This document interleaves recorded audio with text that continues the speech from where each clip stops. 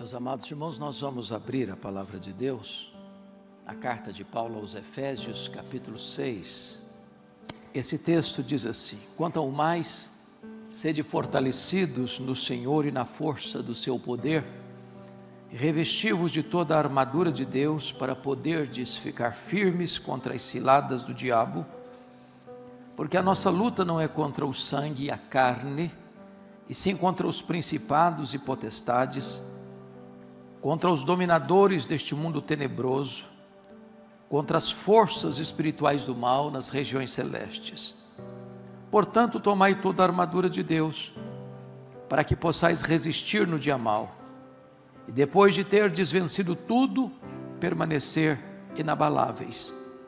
Estai, pois, firmes, cingindo-vos com a verdade, vestindo-vos da couraça da justiça. Calçai os pés com a preparação do evangelho da paz, embraçando sempre o escudo da fé, com o qual podereis apagar todos os dardos inflamados do maligno. Tomai também o capacete da salvação e a espada do Espírito, que é a palavra de Deus, com toda a oração e súplica, orando em todo o tempo no Espírito, e para isto vigiando com toda perseverança e súplica por todos os santos, e também por mim, para que me seja dada no abrir da minha boca a palavra, para com intrepidez fazer conhecido o mistério do Evangelho, pelo qual sou embaixador em cadeias, para que em Cristo eu seja ousado para falar, como me cumpre fazê-lo. Amém. Eu quero trazer como tema desta mensagem: estamos em guerra. Estamos em guerra. E eu não estou me referindo a esta guerra que está aí, e os noticiários recordando e reportando todo momento, a toda hora. Eu não estou me referindo a esse caldeirão, esse barril de pólvora que é o mundo hoje, nação contra nação, reino contra reino.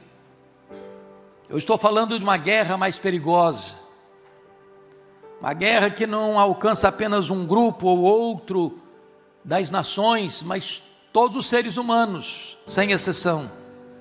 Uma guerra mais renhida, de consequências mais danosas, onde não há campo neutro. Nós estamos em guerra, uma guerra espiritual. E quando você fala de guerra espiritual, há dois perigos gravíssimos que precisam ser evitados nessa batalha. O primeiro deles é subestimar o inimigo. Não se fala numa guerra responsável, onde você não sabe contra quem você está lutando, quais são as armas do inimigo, quão poderosos eles são, quais são suas estratégias, quais são suas armas, quais são seus pontos de ataque, de defesa. É preciso conhecer a força deste inimigo, e é muito perigoso você entrar nessa guerra de cara limpa. É muito perigoso você achar que você pode enfrentar essa batalha com armas carnais. É muito perigoso você não entender contra quem você está lutando, ou subestimar o poder deste inimigo que você precisa enfrentar. Subestimar o inimigo é um risco fatal. Talvez um dos grandes, dentre tantos prejuízos que o chamado movimento de batalha espiritual trouxe, distorcendo a verdade, é que muitos olharam para o inimigo como se fosse uma formiga inofensiva, e começam a falar palavras e gracejos que não têm qualquer amparo nas Escrituras. A Bíblia diz que nós não podemos subestimar o poder do inimigo. A Bíblia diz que nós precisamos nos acautelar e vigiar, porque este inimigo é terrível. Ele é poderoso, ele é maligno, ele é assassino, ele veio para roubar, para matar, para destruir, e precisamos de armas espirituais poderosas em Deus, para destruir fortalezas e anular sofismas. Então este é o primeiro perigo que precisamos evitar. Mas há um segundo perigo, que é o perigo de superestimar o inimigo. É de achar que ele está no mesmo nível de Deus, como se o diabo fosse uma espécie de páreo para Jesus. Na verdade, o nosso Deus é único, é incomparável. Nós não estamos falando de um Deus caído, estamos falando de um anjo caído. E então, em muitos lugares se fala mais no diabo do que em Jesus. O diabo tem até microfone. E as pessoas começam a falar mais dele do que do nosso glorioso Redentor. Este é um extremo perigoso que nós não podemos nele cair. Mas Paulo, ao tratar desta matéria, no final desta epístola, considerada a rainha das suas cartas, a carta mais eclesiológica das cartas paulinas, ele vai nos mostrar primeiramente contra quem não é a nossa luta. E peço que você leia comigo o verso 12, onde ele clareia esse ponto. Vamos ler juntos, por gentileza? Porque a nossa luta não é contra o sangue e a carne, e sim contra os principados e potestades, contra os dominadores deste mundo tenebroso, contra as forças espirituais do mal nas regiões celestes. Agora eu quero que vocês leiam de verdade comigo. É muito importante a igreja acompanhar a pregação com a Bíblia aberta. Lá na sua parentela, lá nos seus relacionamentos. E às vezes você pensa que essa pessoa é o seu problema e luta contra ela. Mas ainda que você consiga eliminá-la, ainda que você consiga afastá-la do seu caminho, o seu problema não estará resolvido, porque ele é apenas um instrumento nas mãos do verdadeiro inimigo, que se tirar um do caminho, ele coloca outro e outros. Então Paulo está dizendo que você não pode encarar pessoas como se elas fossem o seu verdadeiro inimigo. Não é contra carne e sangue. A nossa luta não é contra pessoas. Seu problema, portanto, não é seu marido, sua mulher, seu pai, sua mãe, seus filhos, seu sogro, sua sogra, seus cunhados, seus parentes, seus vizinhos, seu sócio, seus colegas de trabalho. Não são seus concorrentes. Se entrarmos por aí, nós já estaremos derrotados, porque não entenderemos quem de fato é o inimigo. Mas notem comigo que Paulo agora vai dizer contra quem então é a nossa luta. E antes de voltar ao versículo 12, leia comigo em voz alta o verso 11, por favor. Vamos juntos. Revesti-vos de toda a armadura de Deus, para poderes ficar firmes contra as ciladas do diabo. E aí ele nomina, aí ele define quem é o inimigo. É o diabo. E no verso 12, seus agentes. E a pergunta é quem é esse ser? E a Bíblia define como maligno, como ladrão, como pai da mentira, como assassino, como Abaddon, Apolion, destruidor, como aquele que veio para destruir, para matar, para roubar. A Bíblia o chama de antiga serpente, o dragão, aquele que é o Deus desse século, é o príncipe da potestade do ar, é o espírito que agora atua nos filhos da desobediência. É contra este inimigo terrível, maligno, que é a nossa luta. Mas notem comigo, meus amados irmãos, que no versículo 12, ele vai trazer para nós uma espécie de hierarquia do mal. John Mackay foi presidente do Princeton, tratando deste texto, no seu comentário aos Efésios, diz que nós encontramos aqui a ordem da desordem. O inimigo não é tão tolo a ponto de ser desorganizado. Ele tem uma ordem de comando. Estamos falando de guerra. E então tem o chefe desta horda maligna, que é o diabo. E então nós temos principados, potestades, dominadores deste mundo tenebroso e forças espirituais do mal. Nem todo nível de batalha espiritual tem o mesmo grau de resistência. Dr. Mark Lloyd Jones, no seu belíssimo livro O Combate Cristão, tratando desse texto, diz que há demônios e demônios. Há momentos em que uma batalha espiritual, até num campo de uma possessão, por exemplo, pode ter uma resistência menor. Há outros momentos que a resistência é maior. E quando os discípulos não puderam enfrentar uma situação e não conseguiram lograr êxito na libertação de um menino, perguntaram para Jesus: por que nós não podemos? E Jesus respondeu: esta casta não sai senão com oração e jejum. Então é necessário entender que existe uma horda do mal, de forças do mal, que se opõem a nós, que nos atacam, que nos espreitam, que colocam situações adversas no nosso caminho, e não podemos subestimar esses perigos, ou melhor, não podemos enfrentar esses inimigos de cara limpa, com armas carnais. Precisamos de armas poderosas em Deus, para destruir fortalezas e anular sofismas. Mas ainda chama a atenção dos irmãos, ao afirmar que este inimigo, ele é maligno, porque notem vocês no verso 12, que ele fala, dominadores deste mundo tenebroso, deste mundo tenebroso. Agora para um pouquinho comigo para perguntar, você tem dúvidas de que nesse mundo tenebroso, nesse sistema posto no maligno, as coisas são de fato trevosas?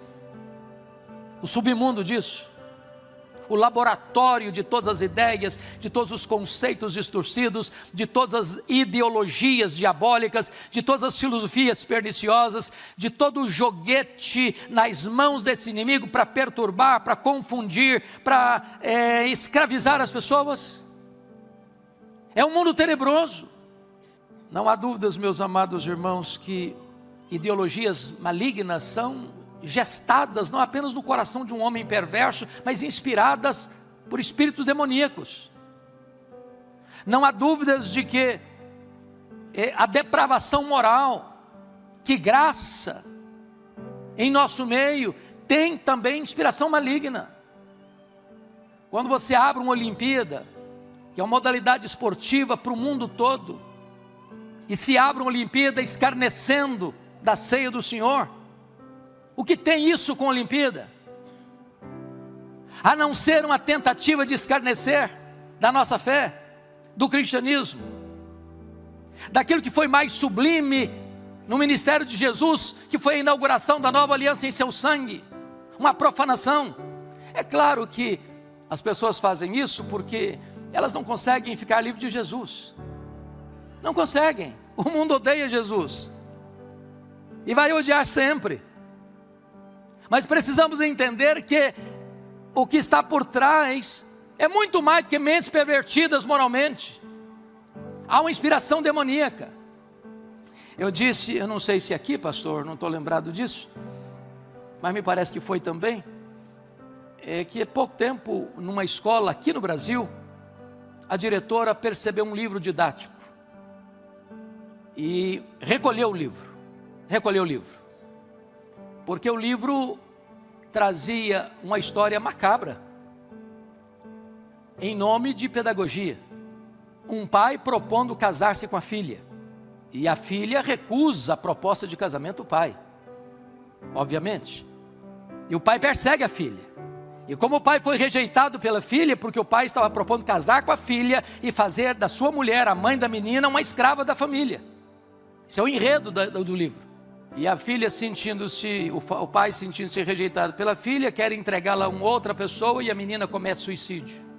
E eu pergunto, o que está por trás disso? Que pedagogia é essa? O que é que se quer alcançar com isso? Qual o propósito disso? A não ser perverter as mentes, confundir as pessoas. Muito mais do que uma pedagogia às avessas e na contramão de todo o valor moral, existe uma mente demoníaca por trás. Então, é preciso parar para perceber que este mundo tenebroso, marcado pela imoralidade, marcado pela violência, marcada por conceitos e valores tão medonhos, existe sim, neste mundo tenebroso, uma força agindo. E quando você vai para a Escritura, você vai ver que essa batalha é muito mais do que você pensar numa possessão demoníaca, numa coisa mais horrível de se ver. Não, as coisas são mais sutis. Por exemplo, lá em Lucas capítulo 8, versículo 12, Jesus fala do inimigo roubando a semente. Ou vocês acham que um culto não é um campo de batalha espiritual? Onde a palavra de Deus está sendo pregada, e de repente o inimigo vem e rouba a semente. A pessoa está aqui, mas não está. Ela está aqui, mas a mente dela está voando. Ela está aqui, mas a mensagem entra num ouvido e sai no outro. Ela vem à igreja e volta à igreja, e torna a voltar à igreja, e volta outra vez, e essa palavra nunca entra, essa palavra nunca toca, essa palavra nunca mexe com as estruturas, porque o diabo está roubando a semente. Lá em Mateus 13, 24 a 30, o Senhor fala de que o inimigo semeia o joio no meio do trigal de Deus, os filhos do maligno. O diabo planta seus filhos dentro do arraial de Deus, seus representantes. A Bíblia diz lá em Zacarias capítulo 3, versos 1 a 5, que o diabo, Satanás, fica do lado direito do pregador para se lhe opor. Está lá em Zacarias. Opor-se ao pregador, a pregação do evangelho. Você vai encontrar lá em Lucas capítulo 13, versos 10 a 17, que o inimigo oprime até com doenças. A Bíblia fala de um espírito de enfermidade, de uma mulher emborcada, olhando para o chão, que precisou ser curada e liberta de um espírito de enfermidade. Uma filha de Abraão. A Bíblia diz lá em 1 Tessalonicenses 2,8, que o diabo se opõe à obra missionária. Paulo queria ir para determinada região e o diabo se lhe opôs. Nós precisamos entender isso, que a oposição ferrenha nos campos missionários. Há lugares de resistências terríveis, e nós sabemos disso. A chamada janela 10/40, quantas lutas, quantas provas, quantas batalhas, quantas prisões, quantas perseguições, quanta dificuldade. Você vai encontrar lá em Mateus 18, que o diabo atormenta pessoas magoadas que não perdoam. E as pessoas que guardam mágoa no coração, pessoas que não conseguem perdoar, pessoas que ficam com o coração cheio de azedume, são entregues aos verdugos, aos flageladores, não tem paz. A Bíblia diz lá em 1 de Pedro, capítulo 5, 8, que o inimigo tenta intimidar, é como um leão que ruge. E quando você começa a ler sobre a história dos animais, das bestas feras, o leão não ruge para atacar. Quando o leão está atacando uma presa, ele não ruge. Ele ruge para espantar a presa, para fazê-la apartar-se do bando. E quando ela aparta-se do bando, então ele ataca. Ele é como um leão que ruge, tentando afastar alguém dos caminhos de Deus, tentando afastar alguém da comunhão da igreja, tentando afastar alguém da frequência regular à casa de Deus. E quando a pessoa fica vulnerável, ele ataca, para intimidar. É por isso que ele ruge. Mas a Bíblia diz que ele até se dissimula como um anjo de luz. Acautelemo-nos. Mas mais do que isso, a Bíblia diz lá em 1 Timóteo 4:1, que ele dissemina falsas doutrinas, heresias, usando falsos mestres, falsos profetas, falsos apóstolos, pregando um falso evangelho, para enganar as pessoas, para levá-las à condenação. A Bíblia diz que ele cega o entendimento dos incrédulos, para que não resplandeça neles a luz do evangelho de Cristo. Portanto, irmãos, a batalha espiritual é um campo muito mais aberto. Estamos em guerra, e não podemos subestimar isso. Mas notem mais, ele não é apenas maligno também não, a Bíblia diz que ele é astuto. Volte os olhos comigo para o verso 11, leia em voz alta comigo de novo o verso 11, vamos juntos. Revesti-vos toda a armadura de Deus, para poderes ficar firmes contra as ciladas do diabo. A palavra ciladas aqui na língua grega é a palavra metodeia, de onde vem a nossa palavra métodos, ou estratagema, ou metodologia. O que significa dizer que este inimigo nos estuda, ele nos investiga. Talvez depois de Deus ninguém nos investigue mais. E é claro que ele tem diversas armas, ele tem diversas estratégias. Às vezes o ponto vulnerável de uma pessoa não é o ponto vulnerável da outra pessoa. Às vezes para algumas pessoas o ponto mais frágil é o sexo, para outras o ponto mais vulnerável é o dinheiro, para outra área mais vulnerável é o poder, para outra área mais vulnerável é a vaidade. E ele tem diversas armas, ele tem diversos estratagemas, ele tem diversas maneiras de agir. Em outras palavras, ele conhece o seu calcanhar de Aquiles, ele conhece o seu ponto vulnerável, ele conhece aquela abertura na sua armadura, aquele flanco aberto na sua vida. Mas notem comigo outra coisa. Volte os olhos comigo para o verso 13, e vamos ler juntos o verso 13. Vamos lá? Portanto, tomai toda a armadura de Deus, para que possais resistir no dia mau, só até aqui, para que possais resistir quando? No dia mau. E a pergunta para nós é esta: então existem dias bons e dias maus? O que Paulo está falando? Do que ele está tratando? E a resposta é que se você está pensando num aspecto de batalha, de guerra, e você já assistiu tantos filmes bons de guerra, você vai notar que nem sempre é a estratégia de um adversário lutar. Tem hora que se recua, tem hora que se recolhe, tem hora que você refaz as estratégias. E de repente, quando o inimigo imagina que não tem mais luta, ou que o inimigo já se afastou, se recolheu, então vem um ataque frontal, avassalador. E na vida espiritual não é diferente. E vocês são testemunhas disso. Você para pensar na sua vida agora, naquele momento em que você relaxou um pouco, você arriou as armas, você estava numa época de folga, de tranquilidade, sem nenhuma pressão, tudo indo bem na sua vida, e você começou a se afastar um pouco, já não lia tanta Bíblia mais, já não orava tanto mais, já não era tão frequente mais a casa de Deus, parecia que estava tudo bem, que você até tirou férias de Deus. Aí de repente, um combate terrível, um ataque frontal, calibre pesado em cima de você, armas terríveis em cima de você. É o dia mau, é o dia mau.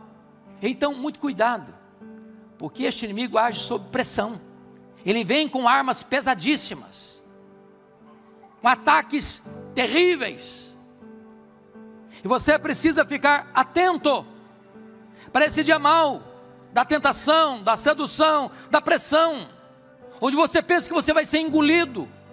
E Paulo diz que isso é estratégia de guerra, é atacar você de forma tão furiosa, tão virulenta, tão intensa. Mas prossigamos agora na leitura do verso 13, porque há algo a destacar aí ainda. Então, vamos prosseguir.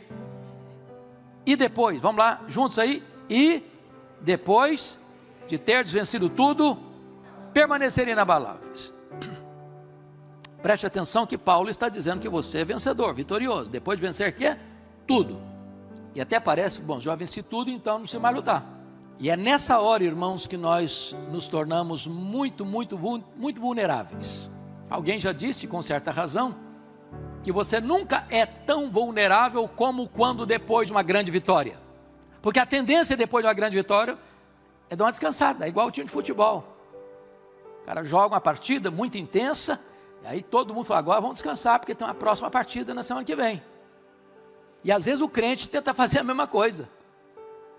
Ele teve uma vitória expressiva, já agora vou descansar, agora vou tirar férias, agora também passou uma semana sem ir na igreja. Agora eu não vou ler mais essa Bíblia essa semana, agora eu vou orar muito pouco, eu nem vou orar. E aí note uma coisa, amados irmãos, é que este inimigo, ele não desiste, ele é perseverante. É aquilo que aconteceu lá em Lucas 4, quando o diabo ataca Jesus no deserto, com 3 tentações muito perigosas, e Jesus triunfa sobre ele, dizendo, está escrito, está escrito, está escrito. E diz a Bíblia que o diabo deixa, até momento oportuno, e o diabo volta, de que maneira? Com outras armas, usando Pedro, para afastá-lo da cruz, e Jesus arreda Satanás, usando os discípulos, para afastá-lo da agenda estabelecida pelo Pai, de ir para Jerusalém, usando a multidão para arrebatá-lo, para fazer um rei político, um Messias, apenas para resolver os problemas do aqui e do agora, usando a multidão, que grita ao pé da cruz, desça da cruz e creremos em ti. O inimigo usa armas diferentes, pessoas diferentes, estratégias diferentes, lugares diferentes, circunstâncias diferentes. Então persevere, porque depois de uma grande vitória, como Elias, você pode se vulnerabilizar. Continue vigiando, continue firme. Mas agora, notem comigo, que se você está pensando em guerra e precisamos vencer, precisamos também de armas espirituais. E a partir do verso 14, Paulo vai falar de que você precisa de toda a armadura de Deus, Versículo 11, revesti-vos de toda a armadura de Deus. E a partir do verso 14 já começa a descrever a armadura.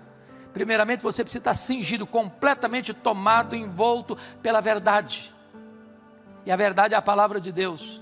É preciso conhecer a palavra, meus irmãos, é preciso conhecer a verdade.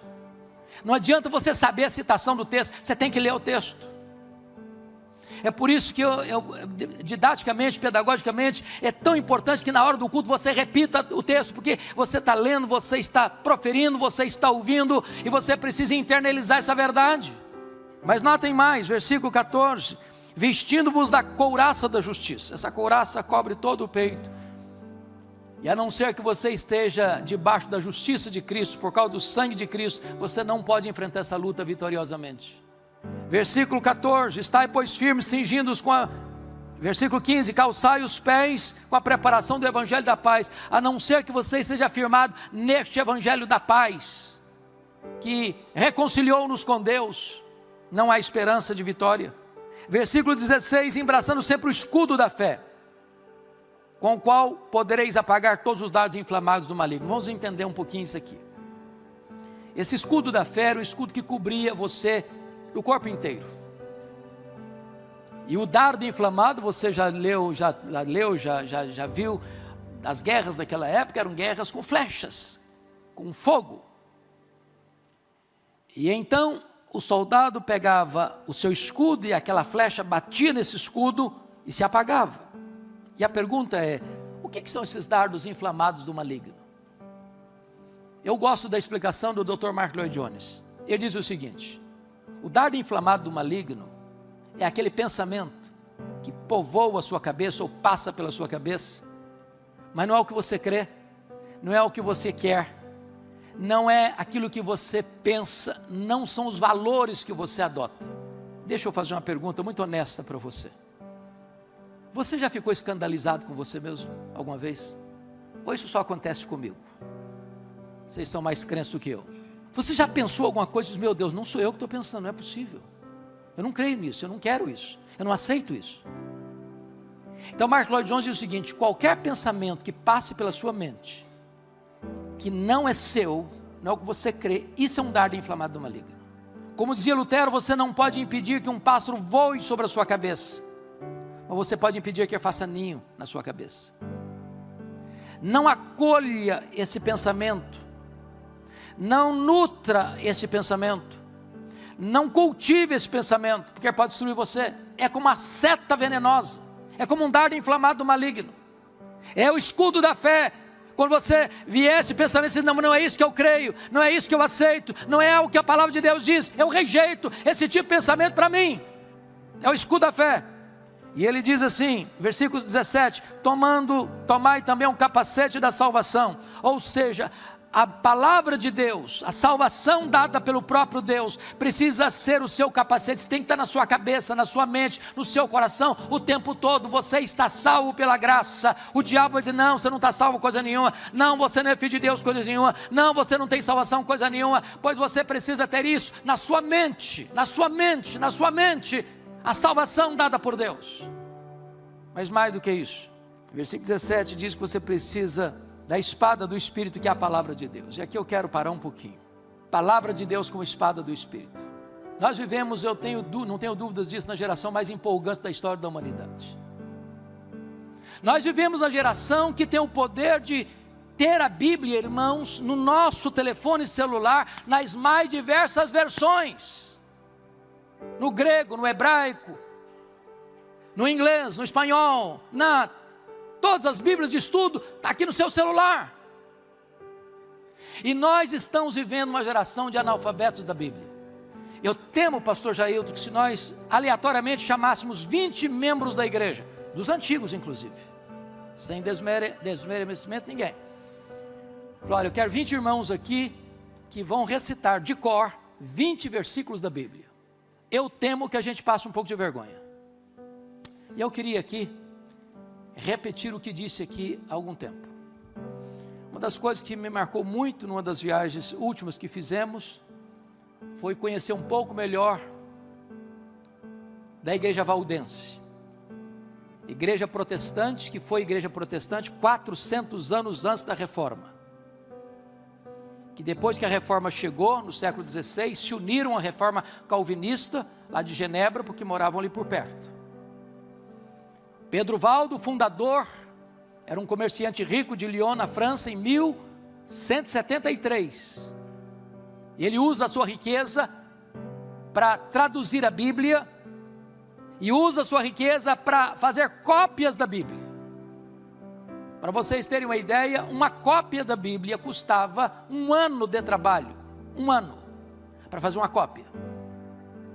Sabiam eles que a igreja oficial da época iria persegui-los, iria queimar suas cópias, e eles treinaram jovens evangelistas, que eles chamavam os barba, que iam de casa em casa, de vila em vila, para ensinar a palavra de Deus, de forma clandestina, porque eram terrivelmente perseguidos.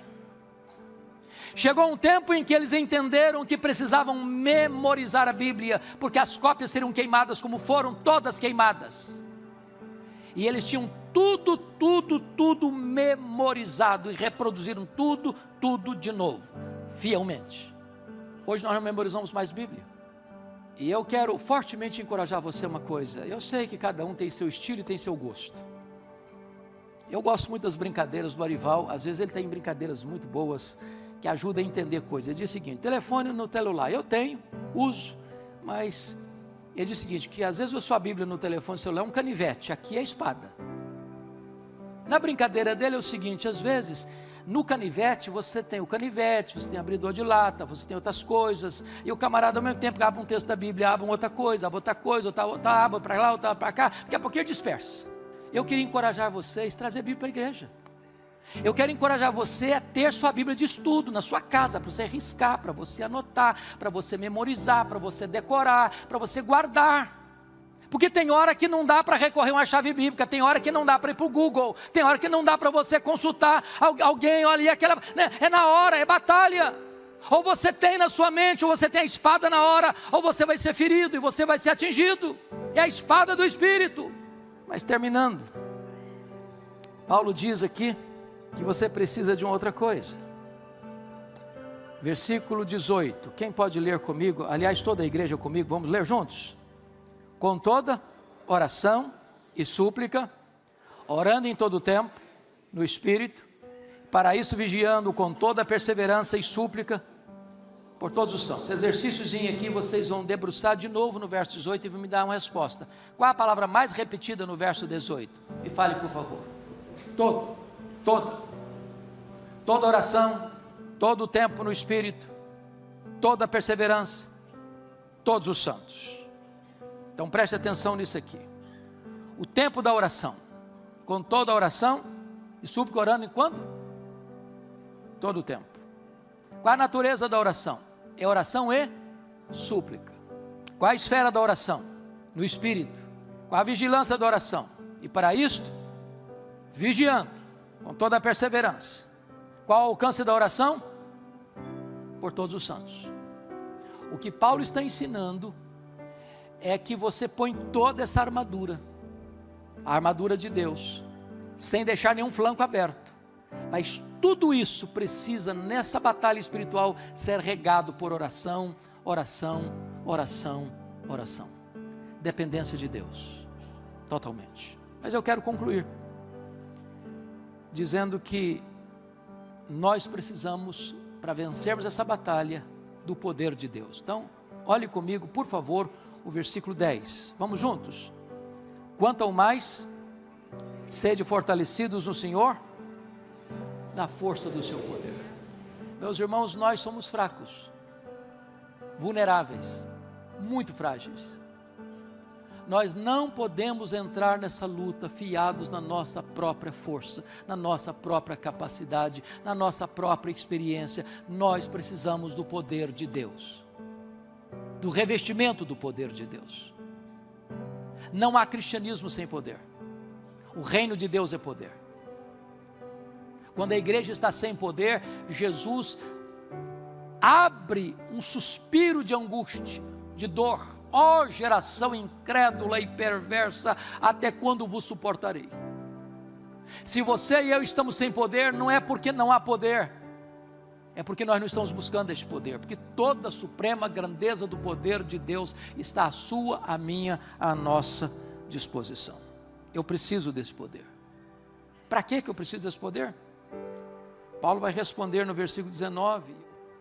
Você pode ler o versículo 19 para mim, comigo, por gentileza? Vamos juntos? E também por mim, para que me seja dada, no abrir da minha boca, a palavra, para com intrepidez fazer conhecido o mistério do Evangelho. Leia o 20 também. Pelo qual sou embaixador em cadeias, para que em Cristo eu seja ousado para falar, como me cumpre fazê-lo. Duas coisas em destaque aqui.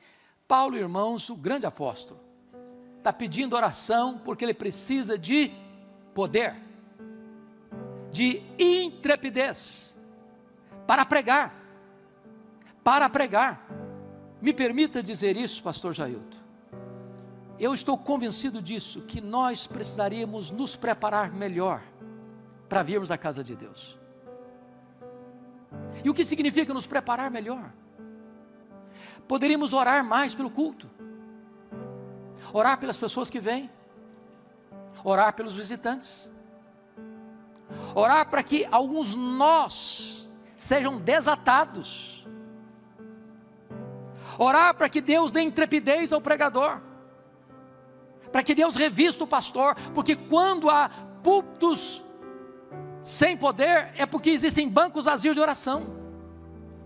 Eu não tenho dúvidas de que se nós orássemos propositadamente, intencionalmente pelo culto, pelo pregador, nós teríamos cultos mais dinâmicos, mais vivos, mais cheios da graça, com a palavra mais fortemente atingindo os corações. Isso levou o Charles Haddon Spurgeon, que foi o grande pregador do século XIX, a afirmar que a reunião de oração da sua igreja, ficar debaixo do púlpito na hora do culto, era a grande usina de poder que ele tinha para pregar a palavra. Igreja sem oração, igreja sem poder. E nós não podemos pregar a palavra com poder e com intrepidez, a não ser que nós sejamos revestidos com este poder que vem por meio da oração.